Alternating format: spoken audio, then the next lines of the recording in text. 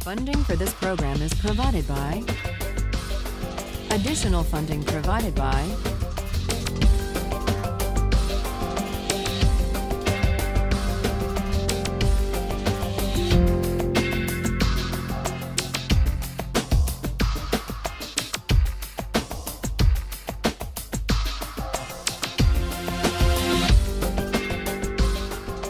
Today, we turn to the question of distributive justice. How should income and wealth and power and opportunities be distributed? According to what principles? John Rawls offers a detailed answer to that question. And we're going to examine and assess his answer to that question today. We put ourselves in a position to do so last time by trying to make sense of why he thinks that principles of justice are best derived from a hypothetical contract. And what matters is that the hypothetical contract be carried out in an original position of equality behind what Rawls calls the veil of ignorance. So that much is clear.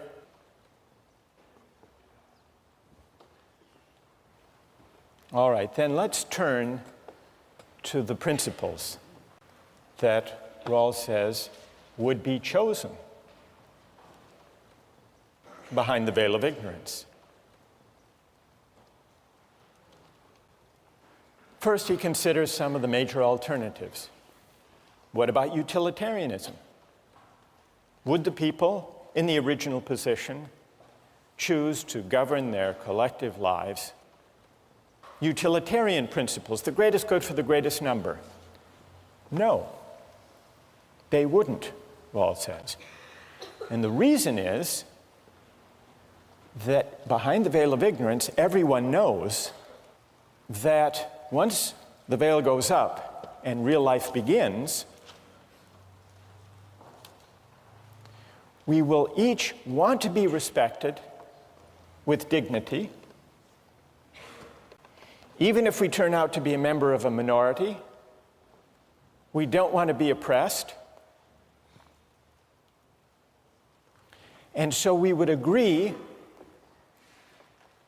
to reject utilitarianism and instead to adopt as our first principle equal basic liberties, fundamental rights to freedom of speech, freedom of assembly, religious liberty, freedom of conscience, and the like. We wouldn't want to take the chance that we would wind up as members of an oppressed or a despised minority with the majority tyrannizing over us. And so Rawls says utilitarianism would be rejected. Utilitarianism makes the mistake, Rawls writes, of forgetting, or at least not taking seriously, the distinction between persons. And in the original position behind the veil of ignorance, we would recognize that and reject utilitarianism. We wouldn't trade off our fundamental rights and liberties for any economic advantages. That's the first principle. Second principle has to do with social and economic inequalities. What would we agree to? Remember, we don't know whether we're going to wind up being rich or poor, healthy or unhealthy. We don't know what kind of family we're going to come from, whether we're going to inherit millions or whether we will come from an impoverished family. So we might, at first thought, say, well, let's require an equal distribution of income and wealth, just to be on the safe side. But then we would realize that we could do better than that, even if we're unlucky and wind up at the bottom. We could do better if we agree to a qualified principle of equality. Rawls calls it the difference principle. A principle that says only those social and economic inequalities will be permitted that work to the benefit of the least well-off. So we wouldn't reject all inequality of income and wealth. We would allow some, but the test would be, do they work to the benefit of everyone, including those, or as he specifies the principle, especially those at the bottom?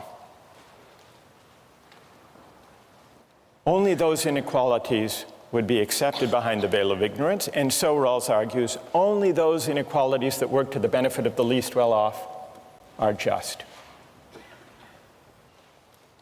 We talked about the examples of Michael Jordan making $31 million a year, of Bill Gates having a fortune in the tens of billions.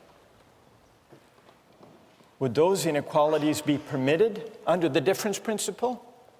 Only if they were part of a system, those wage differentials, that actually worked to the advantage of the least well-off. Well, what would that system be? Maybe it turns out that as a practical matter, you have to provide incentives to attract the right people to certain jobs. And when you do, having those people in those jobs will actually help those at the bottom. Strictly speaking, Rawls's argument for the difference principle is that it would be chosen behind the veil of ignorance. Let me hear what you think about Rawls's claim that these two principles would be chosen behind the veil of ignorance. Is there anyone who disagrees that they would be chosen? All right, let's start up in the balcony, if that's all right. Go ahead. Okay, your argument depends upon us believing that we would argue and set policy or justice from a bottom, for the disadvantaged. And I just don't see from a proof standpoint where we've proven that. Why not the top? Right. And what's your name? Mike. Mike, all right, good question. Put yourself behind the veil of ignorance. Enter into the thought experiment. What principles would you choose? How would you think it through? Well, I would say things like even Harvard's existence is an example of preaching toward the top, because Harvard takes the top academics, and I didn't know when I was born how smart I would be, but I worked my life to get to a place of this caliber. Now, if you'd said Harvard's going to randomly take 1,600 people of absolutely no qualification, we'd all be saying, well, there's not much to work for. And so what principle would you choose? In that situation, I would say a merit-based one, where I don't necessarily know what I have, but I'd rather have a system that rewards me based on my efforts. So you, Mike, behind the veil of ignorance, would choose a merit-based system where people are rewarded according to their efforts. All right, fair enough. What would you say? Go ahead. My question is, if the merit-based argument is based on when everyone is at a level of equality, where from that position you're rewarded to where you get, or is it regardless of what advantages you may have when you began your education to get where you are here? I mean, I think what the question you're asking is saying, you know, if we want to look at whatever utilitarianism policy it is, do we want to maximize world wealth? And I think a system that rewards merit is the one that we've pretty much all established is what is best for all of us. Despite the fact that some of us may be in the 2nd percentile and some may be in the 98th percentile, and the end of the day it lifts that lowest base level a community that rewards effort as opposed to innate differences. But I don't understand how you're rewarding someone's efforts who clearly has had, not you, but maybe myself, advantages throughout to get where I am here. I mean, I can't say that somebody else who maybe worked as hard as I did would have had the same opportunity to come to a school like this. All right, let's look at that point. What's your name? Kate. Kate, you suspect that the ability to get into top schools may largely depend on coming from an affluent family, having a favorable family background, social, cultural, economic advantages, and so on? I mean, economic, but yes, social, cultural, all of those advantages for sure. Someone did a study of the 146 selective colleges and universities in the United States.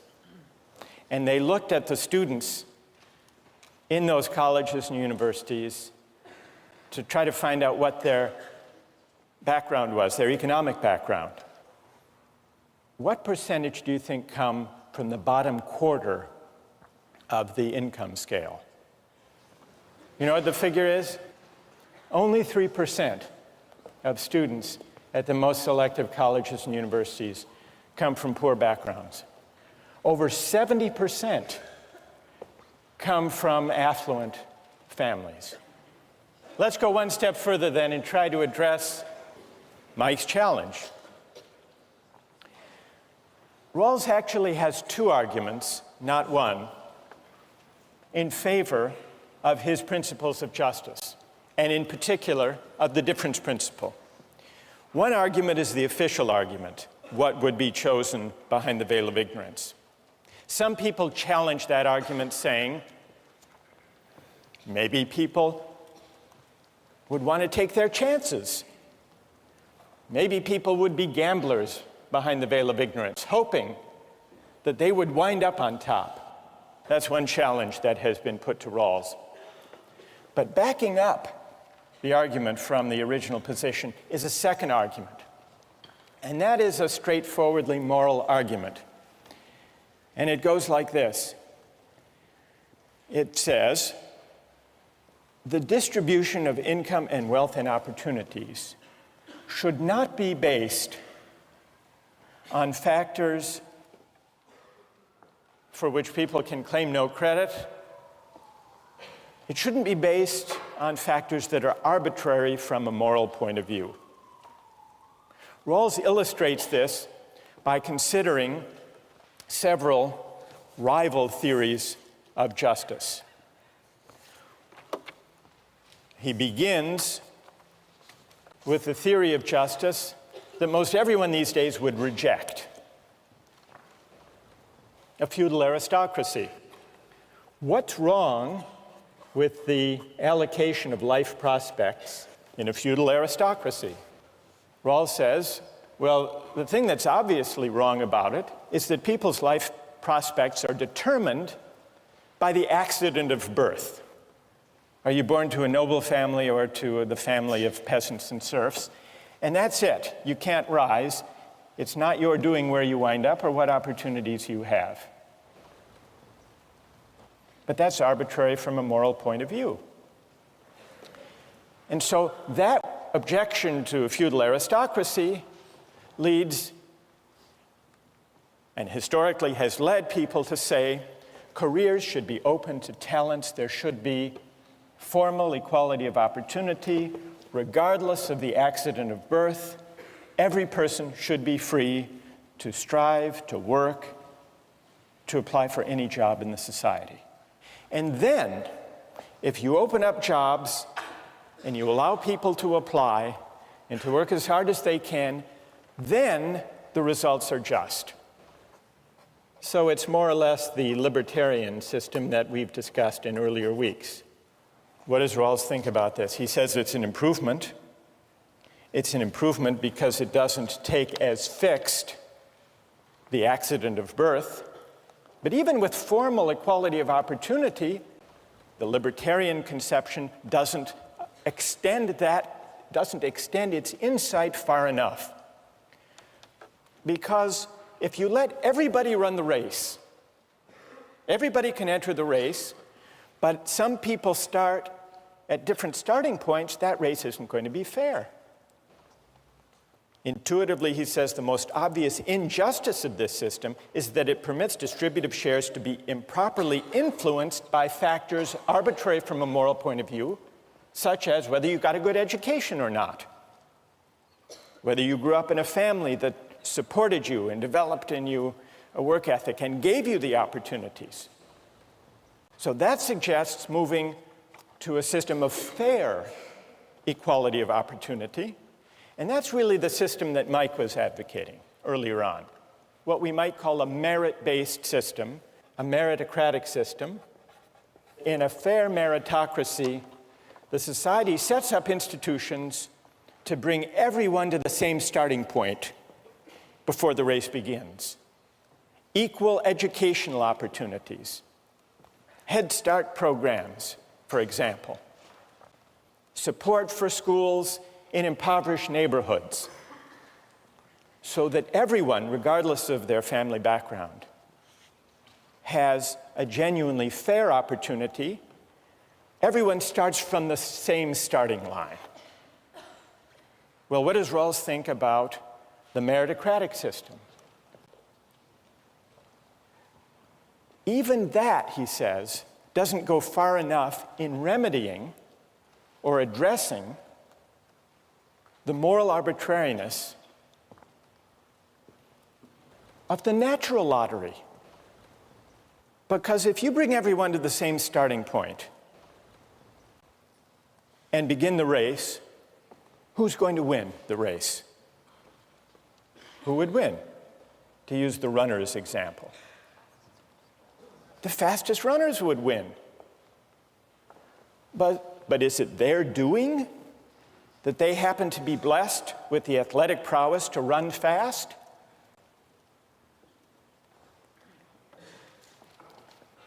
So Rawls says even the principle of meritocracy, where you bring everyone to the same starting point, may eliminate the influence of social contingencies and upbringing, but it still permits the distribution of wealth and income to be determined by the natural distribution of abilities and talents.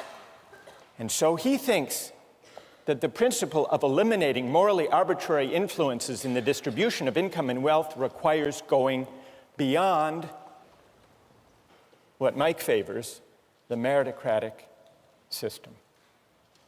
Now, how do you go beyond? If you bring everyone to the same starting point, and you're still bothered by the fact that some are fast runners and some are not fast runners, what can you do? Well, some critics of a more egalitarian conception say the only thing you can do is handicap the fast runners. Make them wear lead shoes. But who wants to do that? That would defeat the whole point of running the race. But Rawls says you don't have to have a kind of leveling equality if you want to go beyond a meritocratic conception. You permit, you even encourage those who may be gifted to exercise their talents. But what you do is you change the terms on which people are entitled to the fruits of the exercise of those talents. And that really is what the difference principle is. You establish a principle that says people may benefit from their good fortune, from their luck in the genetic lottery, but only on terms that work to the advantage of the least well-off. And so, for example, Michael Jordan can make $31 million, but only under a system that taxes away a chunk of that to help those who lack the basketball skills that he's blessed with. Likewise, Bill Gates. He can make his billions, but he can't think that he somehow morally deserves those billions. Those who have been favored by nature may gain from their good fortune, but only on terms that improve the situation of those who have lost out. That's the difference principle. And it's an argument from moral arbitrariness. Rawls claims that if you're bothered by basing distributive shares on factors arbitrary from a moral point of view, you don't just reject a feudal aristocracy for a free market. You don't even rest content with a meritocratic system that brings everyone to the same starting point. You set up a system where everyone, including those at the bottom, benefit from the exercise of the talents held by those who happen to be lucky. What do you think? Is that persuasive? Who's Who finds that argument unpersuasive, the argument from moral arbitrariness? Yes? I think that in the egalitarian proposition, the more talented people, I think it's very optimistic to think that they would still work really hard even if they knew that part of what they made would be given away. So I think that the only way for the more talented people to exercise their talents to the best of their ability is in the meritocracy. And in a meritocracy, what's your name? Kate. Kate, does it bother you, and Mike, does it bother you, that in a meritocratic system, even with fair equality of opportunity, people get ahead, people get rewards that they don't deserve simply because they happen to be naturally gifted? What about that? I think that it is arbitrary, and obviously it's arbitrary, but I think that that correcting for it would be detrimental. And unlike... Because it would reduce incentives, is that why? It would reduce incentives, yeah. Mike, what do you say? We're all sitting in this room and we have undeserved glory of some sort, that you should not be satisfied with the process of your life because you have not created any of this. And I think from a standpoint of not just this room, us being upset, but from a societal standpoint, we should have some kind of a gut reaction to that feeling that, you know, the guy who runs the race, he actually harms us as opposed to maybe makes me run that last 10 yards faster, and that makes the guy behind me run 10 yards faster, and the guy behind him 10 yards faster. All right, so Mike, let me ask you, you talked about effort before. Effort. Do you think when people work hard to get ahead and succeed, that they deserve the rewards that go with effort? Isn't that the idea behind your defense of... I mean, of course, bring Michael Jordan here, I'm sure you can get him, and have him come and defend himself about why he makes $31 million. And I think what you're going to realize is his life was a very, very tough one to get to the top, and that we are basically being the majority oppressing the minority in a different light. It's very easy to pick on him. Very easy. Effort. You know what? All right, you've persuaded a lot of people. Effort. You know what Rawls' answer to that is? Even the effort that some people expend, conscientious striving, the work ethic, even effort depends a lot on fortunate family circumstances for which we can claim no credit. Now, let's do the test. Let's do a test here. Never mind economic class, those differences are very significant. Put those aside. Psychologists say that birth order makes a lot of difference in work ethic, striving, effort. How many here, raise your hand, those of you here who are first in birth order? I am too, by the way. Mike, I noticed you raised your hand. If the case for the meritocratic conception is that effort should be rewarded, doesn't Rawls have a point that even effort, striving, work ethic is largely shaped, even by birth order? Is it your doing, Mike? Is it your doing that you were first in birth order? Then why, Rawls says, of course not. So why should income and wealth and opportunities in life be based on factors arbitrary from a moral point of view? That's a challenge that he puts to market societies, but also to those of us at places like this. A question to think about for next time.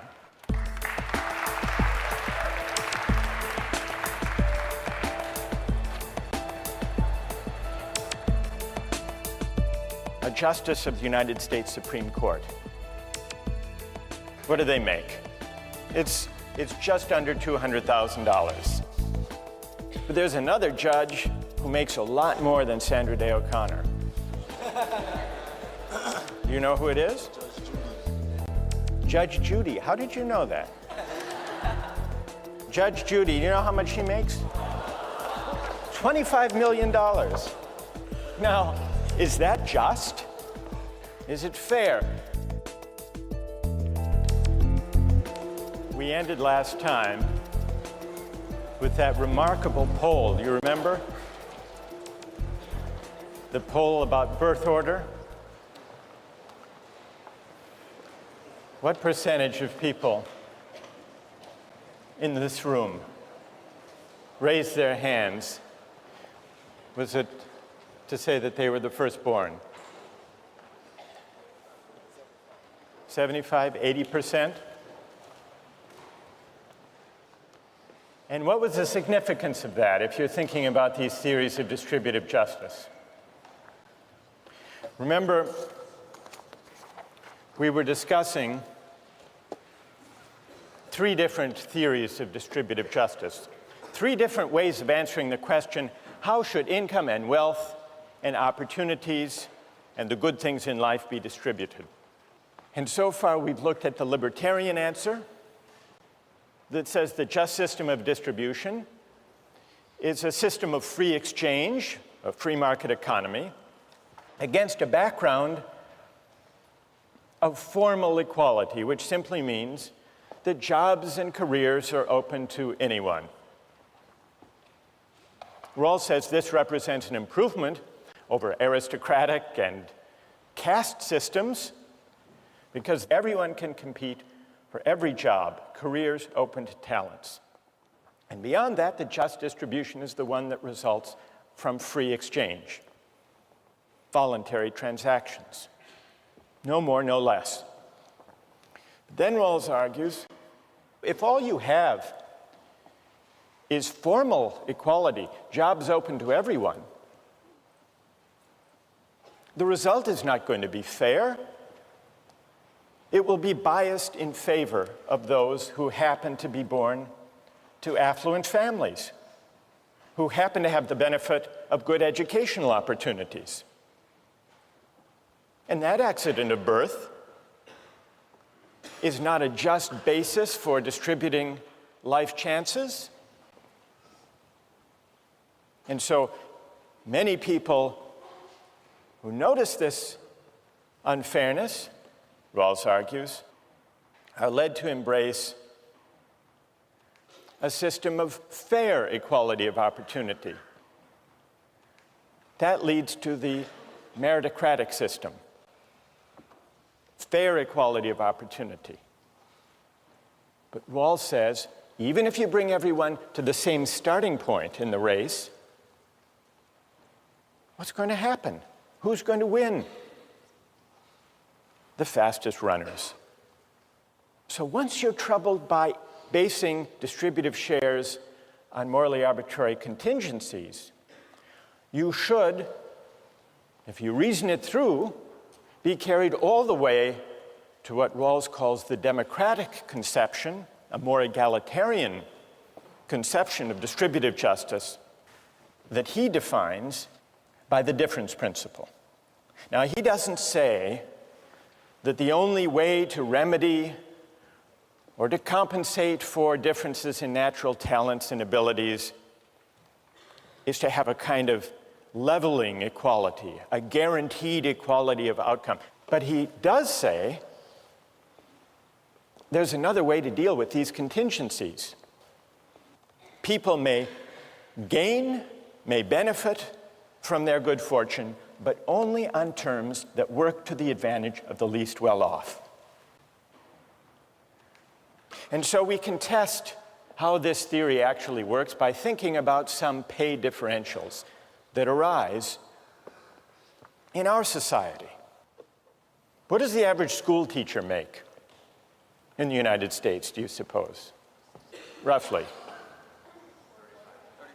It's a little more, 42,000. What about David Letterman? How much do you think David Letterman makes? More than a school teacher? $31 million. David Letterman. Is that fair? That David Letterman makes that much more than a school teacher? Well, Rawls's answer would be, it depends whether The basic structure of society is designed in such a way that Letterman's $31 million is subject to taxation so that some of those earnings are taken to work for the advantage of the least well-off. One other example of a pay differential. A justice of the United States Supreme Court. What do they make? It's just under $200,000. Here's Sandra Day O'Connor, for example. There she is. But there's another judge who makes a lot more than Sandra Day O'Connor. Do you know who it is? Judge Judy. How did you know that? You watch? You know, but you've heard. You're right. Judge Judy, you know how much she makes? There she is. $25 million. Now, is that just? Is it fair? Well, the answer is it depends whether this is against a background system in line with the difference principle, where those who come out on top in terms of income and wealth are taxed in a way that benefits the least well-off members of society. Now, we're going to come back to these wage differentials, pay differentials, between a real judge and a TV judge, the one Marcus watches all the time. What I want to do now is return to these theories and to examine the objections to Rawls's more egalitarian theory, the difference principle. There are at least 3 objections to Rawls's difference principle. One of them came up last time in the discussion, and a number of you raised this worry. What about incentives? Isn't there the risk if taxes reach 70, 80, 90% marginal rate that Michael Jordan won't play basketball, that David Letterman won't do late-night comedy, or that CEOs will go into some other line of work? Now, who among those who are defenders of Rawls, who has an answer to this objection about the need for incentives? Yes, go ahead, stand up. Rawls's idea is that there should only be so much difference that it helps the least well-off the most. So if there's too much equality, then the least well-off might not be able to watch late-night TV or might not have a job because their CEO doesn't want to work. So you need to find the correct balance where taxation still leaves enough incentive for the least well-off to benefit from the talents. Good. And what's your name? Tim. Tim. All right. So Tim is saying, in effect, that Rawls takes account of incentives and could allow for pay differentials and for some adjustment in the tax rate to take account of incentives. But, Tim points out,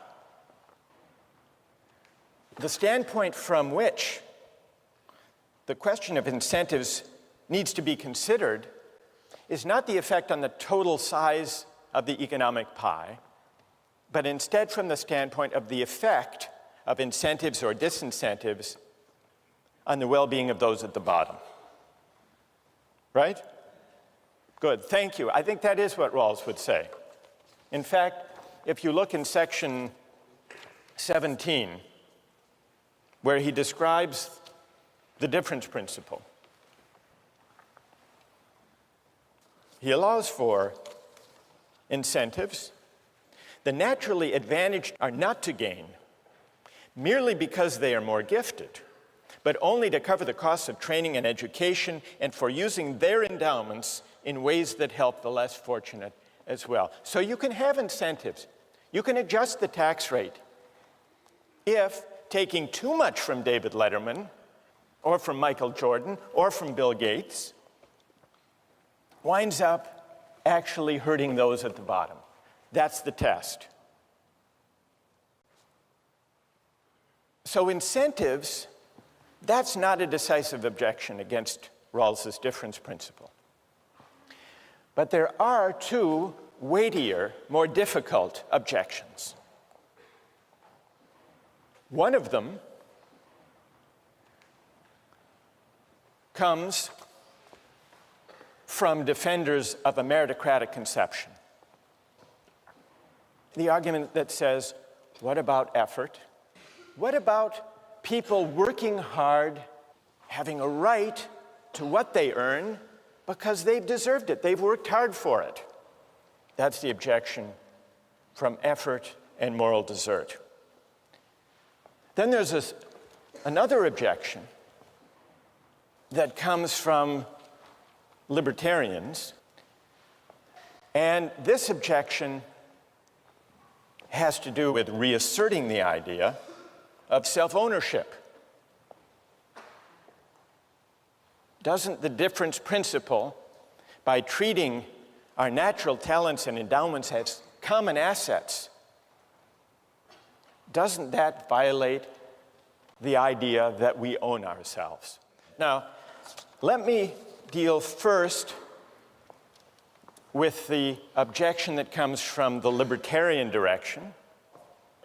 Milton Friedman writes in his book, Free to Choose, life is not fair.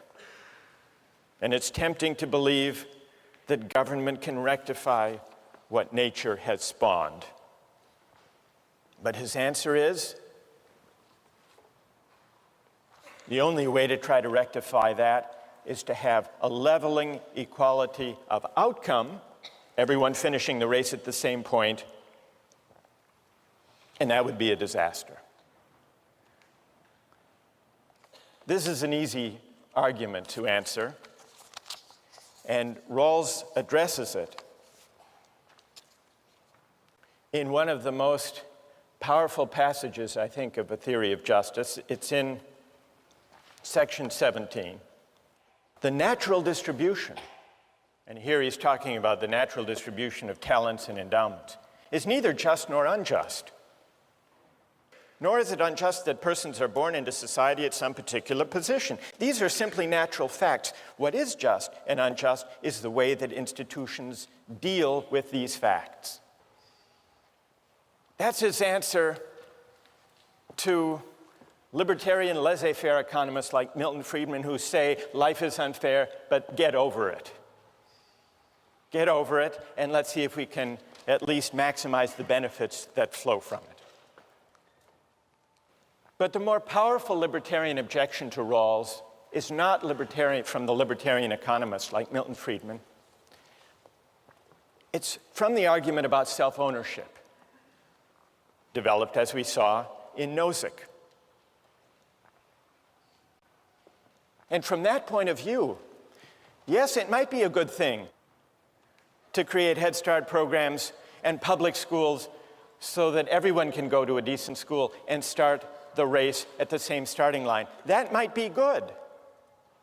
But if you tax people to create public schools, if you tax people against their will, you coerce them. It's a form of theft. If you take some of Letterman's 31 million, tax it away to support public schools against his will, the state is really doing no better than stealing from him. It's coercion. And the reason is, we have to think of ourselves as owning our talents and endowments, because otherwise we're back to just using people and coercing people. That's the libertarian reply. What's Rawls' answer to that objection?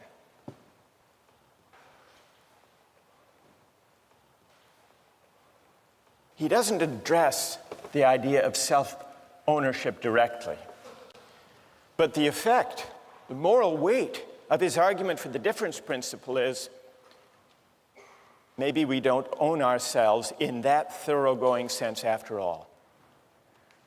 Now, he says this doesn't mean that the state is an owner in me in the sense that it can simply commandeer my life. Because remember, the first principle we would agree to behind the veil of ignorance is the principle of equal basic liberties: freedom of speech, religious liberty, freedom of conscience, and the like. So the only respect in which the idea of self-ownership must give way comes when we're thinking about whether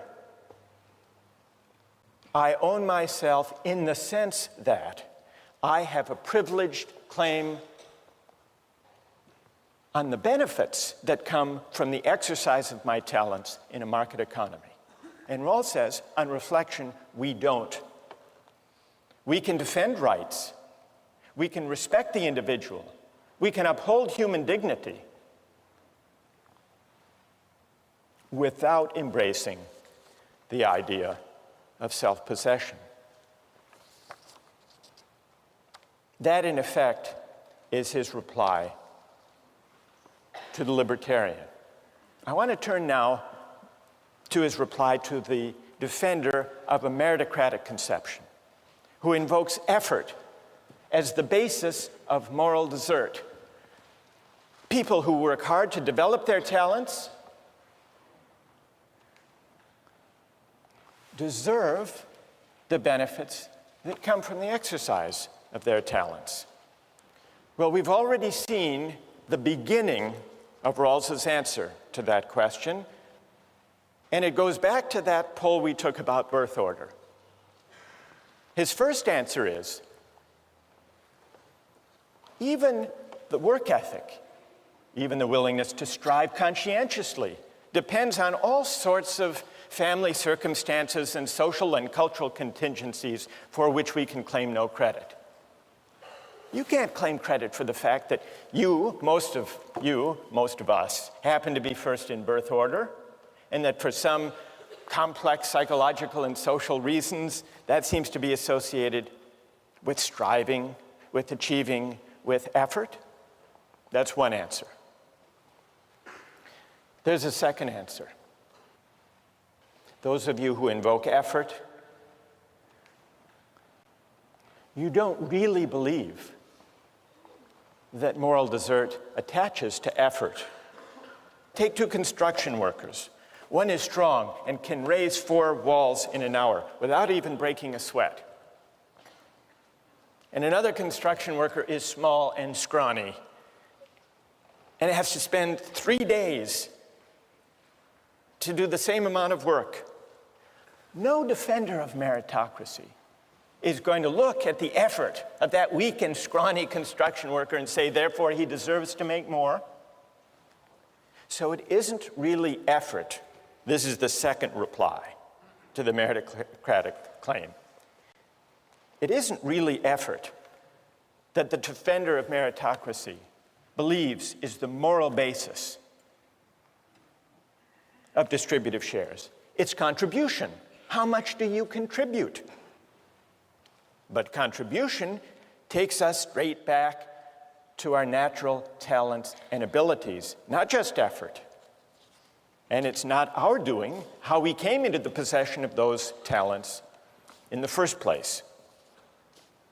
All right, suppose you accepted these arguments, that effort isn't everything, that contribution matters from the standpoint of the meritocratic conception, that effort even isn't our own doing.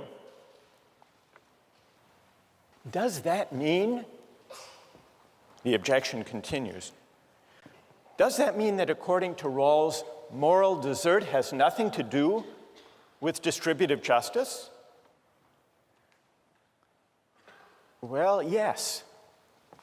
Distributive justice is not about moral desert. Now, here, Rawls introduces an important and a tricky distinction. It's between moral desert on the one hand and entitlements to legitimate expectations on the other. What is the difference between moral deserts and entitlements? Consider two different games, a game of chance and a game of skill. Take a game of pure chance. Say I play the Massachusetts State Lottery, and my number comes up. I'm entitled to my winnings. But even though I'm entitled to my winnings, there's no sense in which, because it's just a game of luck, no sense in which I morally deserve to win in the first place. That's an entitlement. Now contrast the lottery with a different kind of game, a game of skill. Now, imagine the Boston Red Sox winning the World Series. When they win, they're entitled to the trophy, but it can be always asked of a game of skill, did they deserve to win? It's always possible, in principle, to distinguish what someone's entitled to under the rules and whether they deserve to win in the first place. That's an antecedent standard, moral desert. Now, Rawls says distributive justice is not a matter of moral desert, though it is a matter of entitlements to legitimate expectations. Here's where he explains it. A just scheme answers to what men are entitled to. It satisfies their legitimate expectations, is founded upon social institutions. But what they are entitled to is not proportional to, nor dependent on, their intrinsic worth. The principles of justice that regulate the basic structure do not mention moral desert, and there is no tendency for distributive shares to correspond to it. Why does Rawls make this distinction? What morally is at stake? One thing morally at stake is the whole question of effort that we've already discussed. But there's a second contingency, a second source of moral arbitrariness that goes beyond the question of whether it's to my credit that I have the talents that enable me to get ahead. And that has to do with the contingency that I live in a society that happens to prize my talents. The fact that David Letterman lives in a society that puts a great premium, puts a great value on a certain type of smirky joke, that's not his doing. He's lucky that he happens to live in such a society. But this is a second contingency. This isn't something that we can claim credit for. Even if I had sole, unproblematic claim to my talents and to my effort, it would still be the case that the benefits I get from exercising those talents depend on factors that are arbitrary from a moral point of view. What my talents will reap in a market economy, what does that depend on? What other people happen to want or like in this society. It depends on the law of supply and demand. That's not my doing. Certainly not the basis for moral desert. What counts as contributing depends on the qualities that this or that society happens to prize. Most of us are fortunate to possess, in large measure, for whatever reason, the qualities that our society happens to prize. The qualities that enable us to provide what society wants. In a capitalist society, it helps to have entrepreneurial drive. In a bureaucratic society, it helps to get on easily and smoothly with superiors. In a mass democratic society, it helps to look good on television and to speak in short, superficial sound bites. In a litigious society, it helps to go to law school and to have the talents to do well on LSATs. But none of this is our doing. Suppose that we with our talents inhabited not our society, technologically advanced, highly litigious, but a hunting society or a warrior society. What would become of our talents then? They wouldn't get us very far. No doubt some of us would develop others. But would we be less worthy? Would we be less virtuous? Would we be less meritorious if we lived in that kind of society rather than in ours? Rawls's answer is no. We might make less money, and properly so. But while we would be entitled to less, we would be no less worthy, no less deserving than we are now. And here's the point: the same could be said of those in our society who happen to hold less prestigious positions, who happen to have fewer of the talents that our society happens to reward. So here's the moral import of the distinction between moral desert and entitlements to legitimate expectations. We are entitled to the benefits that the rules of the game promise for the exercise of our talents. But it's a mistake and a conceit to suppose that we deserve in the first place a society that values the qualities we happen to have in abundance. Now, we've been talking here about income and wealth. What about opportunities and honors? What about the distribution of access, of seats in elite colleges and universities? It's true. All of you, most of you firstborn, worked hard, strived, developed your talents to get here. But Rawls asks, in effect, what is the moral status of your claim to the benefits that attach to the opportunities you have? Are seats in colleges and universities a matter, a kind of reward, an honor for those who deserve them because they've worked so hard? Or are those seats, those opportunities and honors, entitlements to legitimate expectations that depend for their justification on those of us who enjoy them,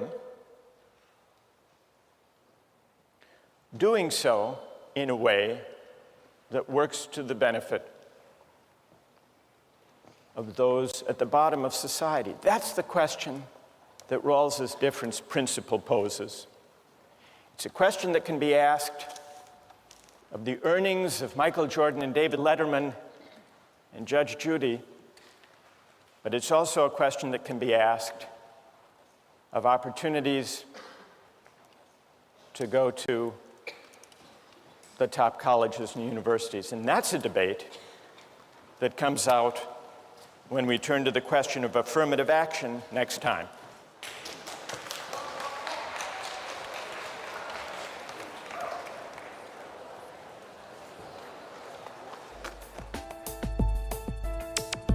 Don't miss the chance to interact online with other viewers of Justice.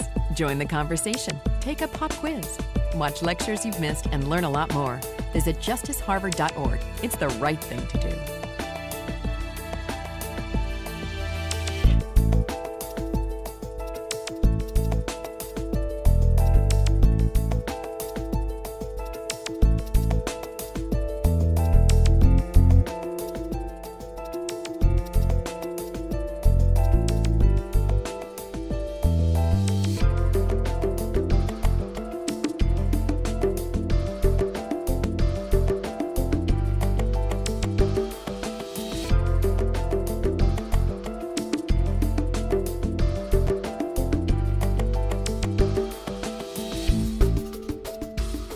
Funding for this program is provided by... Additional funding provided by